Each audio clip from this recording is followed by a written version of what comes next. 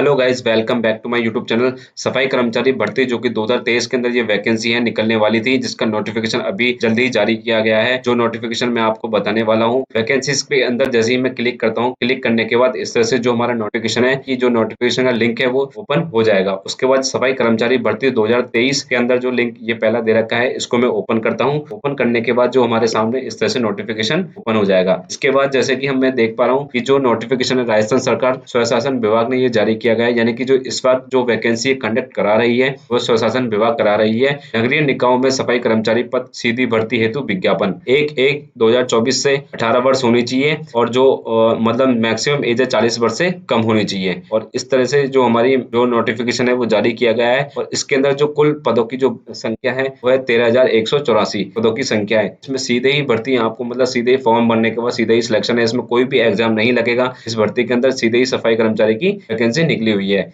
इसके अंदर जो दिनांक 5 यानी कि 15 तारीख और 5वां महीना 2023 से ये फॉर्म आवेदन की अवधि चालू होगी और 16 तारीख और 6वां महीना 2023 तक ये फॉर्म चलेंगे, जारी हो जाएगी। और उसके बाद जो वैकेंसी यानी कि जैसे कि हमारे ये ऑनलाइन फॉर्म भरा जाएगा, जो हमारी SSO ID है राजस्थान की, वहां से ये हमारा फॉर्म भरा जाएगा क्योंकि ये राजस्थान की सफाई कर्मचारी की भर्ती है। इस तरह से इसकी चयन प्रक्रिया होगी। तो मैंने आपको नोटिफिकेशन छोटा सा नोटिफिकेशन इसमें बताया है और फुल्ली नोटिफिकेशन के लिए मैं जैसे क्लिक करता हूँ, जैसे कि सफाई कर्मचारी भर्ती 2023 डिटेल्स नोटिफिकेशन देखने के लिए जैसे कि 21/4/2023 को ये जारी किया गया था, उसका जैसे कि मैं नोटिफिकेशन ओपन करता हूँ, इस तरह से हमारा जो नोटिफिकेशन है वो ओपन हो जाएगा। राजस्थान सरकार स्वशासन विभाग राजस्थान जयपुर, यानी कि इस वक्त जो हमारी सफाई कर्मचारी की जो वैकेंसी है इसको जो कंडक्ट करा रही है स्वशासन विभाग करा रही है। और इसके अंदर जो हमारा कोड दे रखा है यानी कि विज्ञप्ति की जो संख्या दे रखी है 01/2023, इस विज्ञप्ति की जो संख्या है विज्ञापन संख्या है और नगरीय निकायों की सफाई कर्मचारी पद की सीधी भर्ती हेतु विज्ञापन जारी किया गया है राजस्थान सरकार नगर पालिका द्वारा 2012 के अंतर्गत दिया गया है। 106 नगरीय निकायों के विज्ञापन कुल सफाई कर्मचारियों की भर्ती,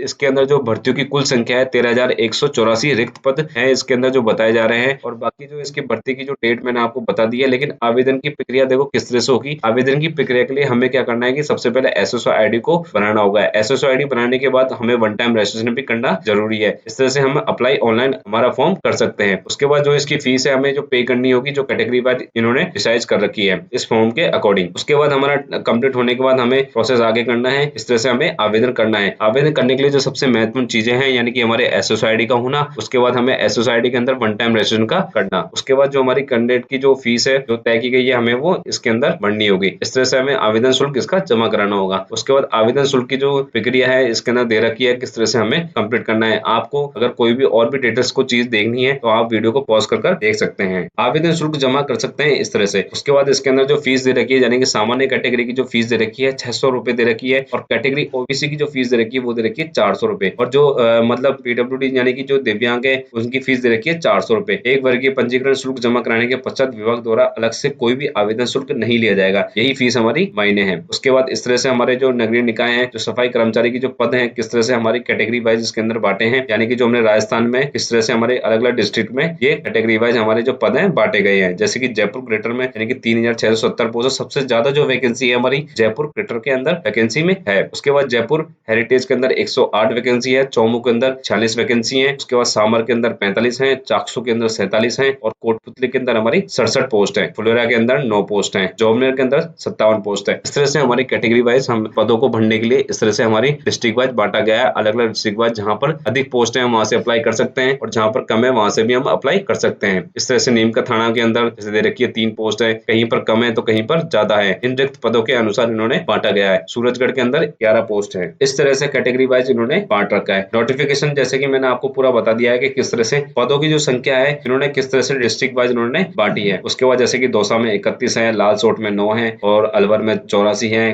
खेरली में 12 है, राजगढ़ में 11 है। इस तरह से आपको देखनी है। आपको वीडियो पॉज कर आपको अच्छे तरह से अपने डिस्ट्रिक्ट वाइज अकॉर्डिंग यहाँ पर जो रिक्त पद है उनको देख लेना है। उसके बाद धौलपुर, बाड़ी, सवाई माधोपुर 57 है, गंगापुर सिटी में 312 है, करौली में 38 है। इस तरह से आपको देख लेनी है। रिक्त भर्तियों को अच्छी तरह से देखने के बाद देखो इस तरह से मैं आपको एक एक करके तो बता नहीं सकता, नोटिफिकेशन की जो वीडियो है मेरी लंबी हो जाएगी, तो इसलिए मैं आपको शॉर्ट में आगे करके वीडियो को बता रहा हूँ। इस तरह से जो हमारी वैकेंसी है, सारी जो रिक्त पदियां हैं जो मतलब किस तरह से हमारी बांटी गई है डिस्ट्रिक्ट वाइज, आप वीडियो को पॉज करके देख सकते हैं कि आपका कौन सा डिस्ट्रिक्ट में कौन सी कितनी पोस्टें हैं इसके अंदर। उसके बाद ये कुछ नोट्स दे रखे हैं, जैसे कि वर्तमान में 2050 नगरीय निकायों के 11 निकाय सफाई कर्मचारी के पद रिक्त नहीं है एवं शेष 63। उसके बाद कैटेगरी वाइज कुछ छूट दे रखी है, जैसे कि भूतपूर्व सैनिक हैं उनके लिए कुछ छूट दे रखी है। उसके बाद जैसे कि मैं नीचे आ रहा हूँ, उसके बाद देखो नोटिफिकेशन को स्क्रॉल कर उत्कृष्ट खिलाड़ी के लिए भी यहाँ पर छूट दे रखी है, कैटेगरी वाइज और दिनांक वाइज इसके अंदर भी छूट दे रखी है। और उसके बाद अंतर्राष्ट्रीय खेल लेवल पर जिन्होंने चैंपियन रह चुके हैं उनके लिए भी यहाँ पर छूट है। इस भर्ती के अंदर काफी लोगों को छूट दी गई है, उत्कृष्ट खिलाड़ी हुए, पीडब्ल्यूडी हुए, वुमन हुए, और इस तरह से राजस्थान। और जो उसके बाद विशेष योग्यता है, जैसे कि राजस्थान दिव्यांगजन के लिए अधिकतम जो नियम 2018 के अंतर्गत श्रेणी में दिए गए हैं, जैसे कि दृष्टि बाधित वगैरह, अल्पदृष्टि, इनको भी छूट दी गई है यहाँ पर। और इस तरह से मैं स्क्रॉल करके नीचे चला आ रहा हूँ। उसके बाद जो कैटेगरी वाइज, जैसे कि अनुसूचित क्षेत्र के अभिभार्थियों के लिए विशेष जो छूट दे रखी है, कैटेगरी एसटी एससी के लिए वालों के लिए जो छूट दे रखी है, अनुसूचित क्षेत्र के उत्तरिक्त पदों के लिए केवल राजस्थान राज्यों के अनुसूचित क्षेत्र के स्थानीय निवासी ही आवेदन कर पाएंगे, यानी कि जहाँ जो जगह है वहीं के ही लोग यहाँ पर आवेदन कर पाएंगे। इस तरह से इसमें दे रखा है। उसके बाद जैसे कि देखो, यानी कि जो मेन जो हमारा नोटिफिकेशन का जो सबसे इंपॉर्टेंट जो चीज है, जैसे कि अनुसूचित क्षेत्र के